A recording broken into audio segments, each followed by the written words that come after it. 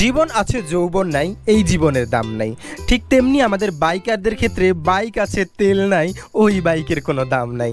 তাই তো সকাল সকাল ঘুম থেকে উঠে নাস্তা না করেই চলে আসলাম লাইন ধরতে, কারণ আজকে ৩-৪ দিন পর পাম্পে তেল দেবে। বুঝতে পারি না ভাই, চারিদিকে এত তেলাতেলির ভিতরেও বাংলাদেশে কিভাবে যে তেলের সংকট হয় মাথায় না ভাই কাজ করে না।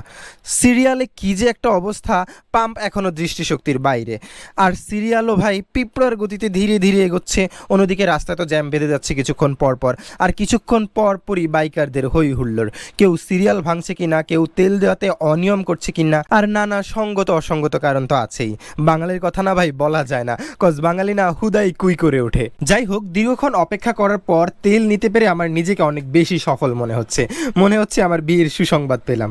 এখানে আমার বন্ধু বলতেছে, আরে ভাই বিয়েতেও এত আনন্দ পাবি না যত আনন্দ পেলাম বাইকে তেল ঢুকিয়ে।